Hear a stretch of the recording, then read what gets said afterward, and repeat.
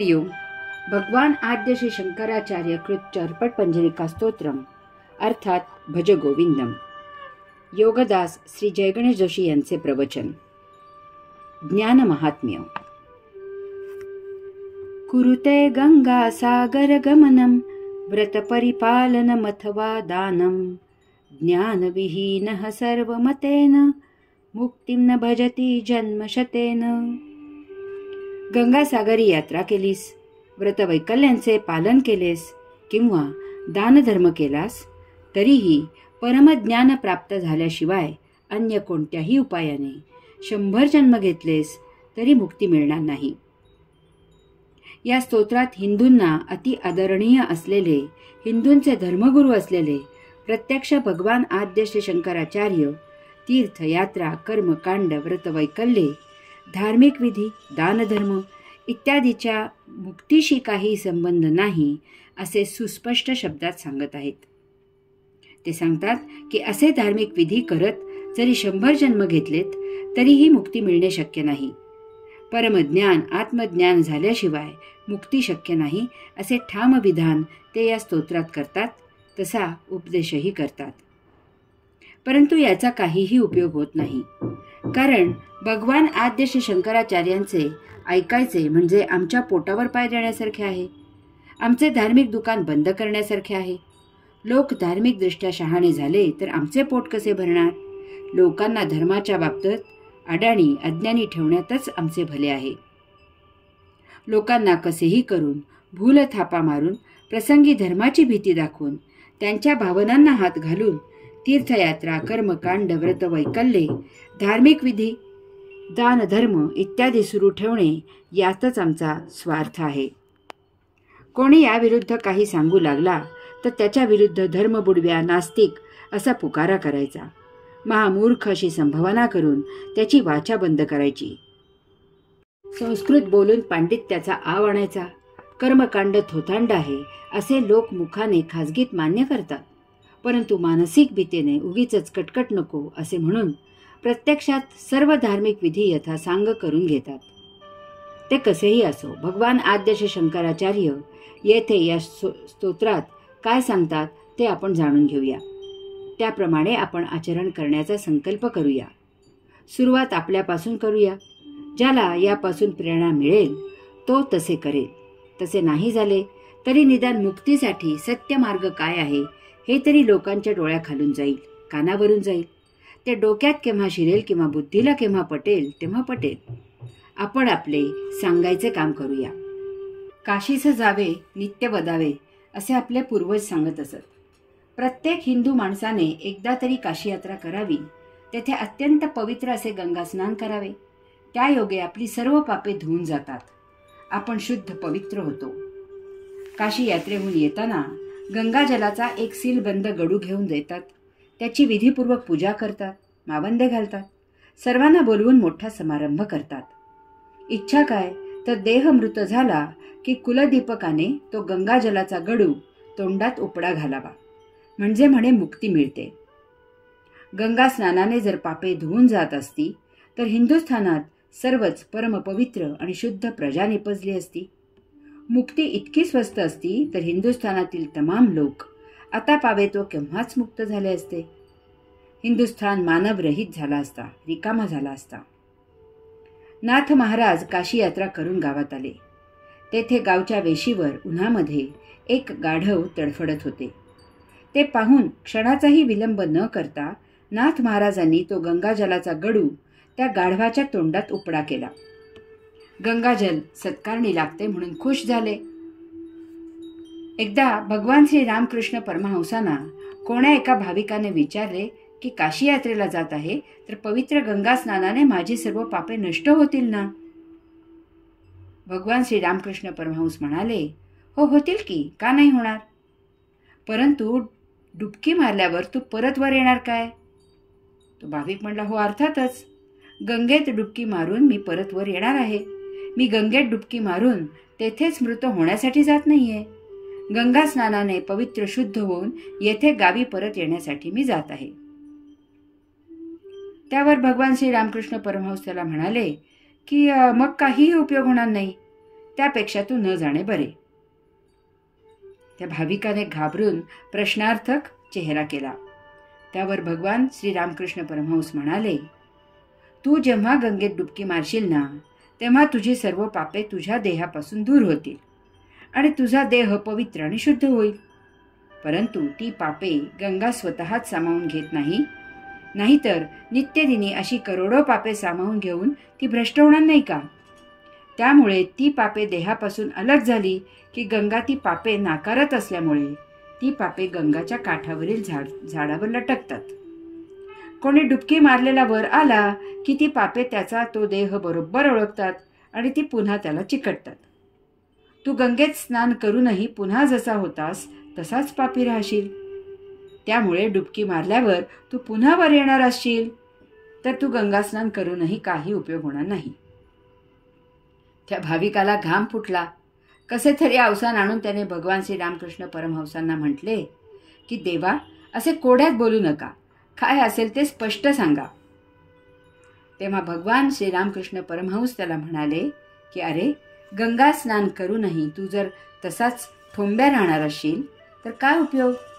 गंगेत डुबकी मारल्यावर तू आमूलाग्र अंतर्बाह्य बदलून वर येणार आहेस का? तसे असेल तर त्यासाठी कोठेही जायची गरज नाही. तू सदा मुक्तच आहेस. तू बसल्या जागी आत्ताच्या आत्ता गंगेत स्नान केल्यासारखा अंतर्बाह्य बदलू शकतोस आणि मुक्त होऊ शकतोस. अरे, काय लावले काय? मला जोडीने नमस्कार करा, घरच्या मोठ्यांना नमस्कार करा, पाटावर बसा, देवाला नमस्कार करा, गंध लावा, आचमन करा, मी मंत्र म्हणतो, अक्षता वाहा, गंध लावा, फुले वाहा, अत्तर लावा, नैवेद्य दाखवा, देवापुढे द्रव्य ठेवा, त्याला वस्त्र अर्पण करा. झाली पूजा. चला आता मला दक्षिणा द्या. देवापुढील द्रव्य, वस्त्र इत्यादी माझ्या पिशवीत घाला. देवापुढील नैवेद्य उपस्थित असलेल्या सर्वांना थोडा धडा द्या. मला जेवायला दुसरीकडे जायचंय म्हणून थोडी फळे माझ्या पिशवीत घाला. ग्लासभर वेलची घातलेले सूत केशराचा वळसा फिरवलेले गरम गरम दूध तेवढे द्या. पैशाच्या जोरावर काय सोपा मार्ग आहे पापे धुवायचा आणि पुण्य मिळवायचा? अशी पापे नष्ट केली की पुन्हा बेदिक्कत पाप करायला मोकळा. भटजी बसलेच आहेत पुन्हा पूजा सांगायला. कारण त्यांना यजमान कोण आणि कसा आहे यापेक्षा कोण किती दक्षिणा देतो याच्याशीच कर्तव्य आहे. दान करतात. त्याची स्वतःच्या फोटोसह रस्तोरस्ती भली मोठी जाहिरात करतात. त्या जाहिरातीच्या खर्चात काही हजार जण सहज जेवतील. अन्नदान, वस्त्रदान, शालेय साहित्य वाटप, मिठाई खाऊ वाटप, फळ वाटप आणि किती किती काय काय दान सोहळा ही धम्माल उडवून देतात.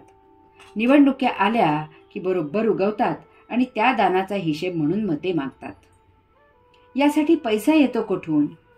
पुढारी अनेक जणांची कामे करतात. कोणी काही विचारले की हात जोडतात आणि म्हणतात, मला तुमचे फक्त प्रेम हवे आहे, मला बाकी काहीही नको. परंतु त्यांचे कार्यकर्ते या कामाचा बरोबर हिशोब ठेवतात आणि पुढाऱ्याच्या वाढदिवशी स्वेच्छेने दान सोहळ्याला मदत करायला भाग पाडतात. धार्मिक भावनेने देवळाच्या दानपेटीत पैशांच्या नोटांची बंडले, सोने, हिरे टाकण्यापर्यंत मजल गेली आहे. काय तर म्हणे, नवसाला पावतो.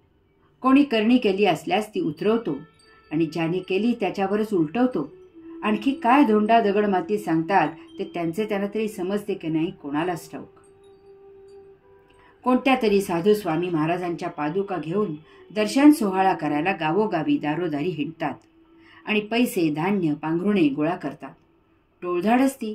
एकाच वेळी 2 ते 3 डझन पादुका राज्यभर हिंडवत असतात. तो कोण साधू स्वामी महाराज इतक्या पादुका कशाला घालत होता? बरे गृहीत धरूया की लहानपणापासून असतील 2 ते 3 डझन पादुका. परंतु मग त्याच्या पायाचे माप लहानपणापासून इतकी वर्षे एकच एक कसे राहिले? इतकी शेकडो वर्षे त्याच्या पादुका जपल्या कोणी? कोणाला दृष्टांत झाला होता काय की काय पुढे हा साधू स्वामी महाराज होणार आहे? असे प्रश्न माझ्या बालबुद्धी असलेल्या मनात येतात. वाचक हो, अगदी खरे सांगा की तुम्हाला लहानपणापासून किती चपला होत्या? काही आठवतंय का? त्यातील एक तरी चप्पल आज तुमच्याजवळ आहे का हो? याचा अर्थ या पादुका अस्सल असू शकत नाहीत. त्या नकली आहेत.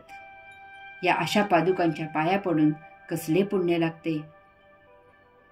काय करतात हे लोक या जमवलेल्या पैशांचे? परंतु असे प्रश्न विचारायचे नसतात, कारण त्यामुळे आमच्या भावना दुखावतात. त्या पादुका हिंडवणारे लोकांकडून पाया पडून नमस्कार करवून घेतात आणि त्यांना मोठ्या अहंकाराने आशीर्वादही देतात. यांची लायकी काय? तर ते त्या साधू स्वामी महाराजांच्या पादुका हिंडवून जोगवा मागतात. म्हणून पादुकांबरोबर यांच्याही पाया पडायचे आणि यांनी आशीर्वाद घ्यायचा. त्या मठात हे जेथे राहतात त्या जागेला एकदा भेट द्या. यांना केबल कशाला लागते? त्यावर आंतरदेशीय सर्व भाषेतील सिनेमे पाहिले जातात हे किती जणांना माहीत आहे? सिनेमाच्या वेळेआधी मठातील कार्यक्रम उरकले जातात. काय पुण्य लागले यांना पैसे घेऊन? व्रतवैकल्ये पाळतात. उपवासाचा अर्थ तरी जरा समजावून घ्यायचे कष्ट घ्यावेत. चंद्रोदय केव्हा होतो याची वाट पाहत असतात. चतुर्थीच्या नावाने उपवासाचे पदार्थ इतके खातात की चतुर्थी सोडायला भूक असतेच. एकादशीच्या उपवासाची तीच कथा. त्या दिवशी पचायला जड असलेले पदार्थ खातात. शिवाय दुसऱ्या दिवशी द्वादशीला उपवास सोडायला गोड करतात. उपवास म्हणजे खाद्यपदार्थांची पर्वणीच जणू. दर वर्षाला, दर महिन्याला, दर पंधरवड्याला, दर आठवड्याला काहीतरी धार्मिक विधी आहेतच. कोणी तयार केले इतके धार्मिक विधी आणि कशासाठी? इतका रिकामा वेळ आणला कुठून की हे सर्व रिकाम टेकड्या लोकांचे नसते उद्योग आहेत? उपवास, धार्मिक विधी इतके कशाला करावे लागतात? तुमची मानसिक अवस्था इतकी खालच्या पातळीवर गेली आहे की तुमच्या हातून इतकी पापे केली गेली आहेत की तुमच्या स्वतःवर तुमचा इतका विश्वास नाही की अशा प्रकारे धार्मिक बंधने असल्याशिवाय तुम्ही चांगले सात्विक वागणार नाही? काय नक्की आहे तरी काय? तीर्थ, यात्रा, कर्मकांड, व्रत, वैकल्ये, धार्मिक विधी, दानधर्म इत्यादींचा सखोल जाऊन मूलभूत अर्थ समजावून घ्यावा. या प्रथा का सुरू झाल्या? त्यामागे काय उद्देश आहे? त्या कशा कराव्यात? त्याला अनुसरून काही करता आले तर आणि तरच करावे, नाहीतर ते केले काय आणि नाही काय. त्याचा अर्थ एकच आहे. तसेच तीर्थयात्रा, कर्मकांड, व्रतवैकल्ये, धार्मिक विधी, दानधर्म इत्यादी केल्यावर स्वतःच आपले आपण आरशासमोर उभे राहावे आणि परखडपणे स्वतःलाच प्रश्नांची उत्तरे द्यावीत. हे सर्व सोपस्कार करण्यामागे आपला अंतस्थ हेतू काय आहे? आपण सात्विक आहोत का? आपण लबाडी तर करत नाही? आपण असत्य वर्तणूक करत नाही का?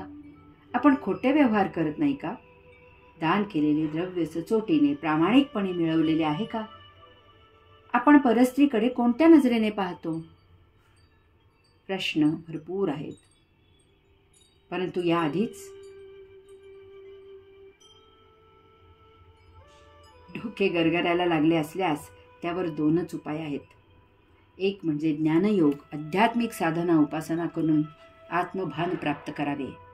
त्यायोगे आत्मज्ञान मिळवावे, आत्मयात्रा करावी आणि मुक्तीच्या प्रतीक्षेत आला दिवस प्रभूच्या सेवेला रुजू व्हावे. यासाठी नित्य नियमित ध्यानधारणा करावी, अंतरात्म्याला ओळखावे आणि परमात्मा प्राप्त करावा.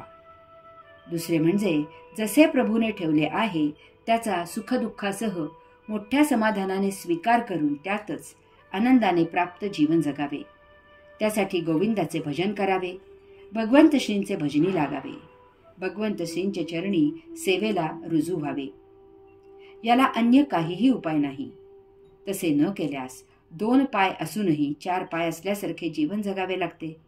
प्रभूकडे जाण्यासाठी कोणत्याही विशिष्ट भाषेची किंवा सजीव दलालाची किंवा निर्जीव माध्यमाची गरज नाही.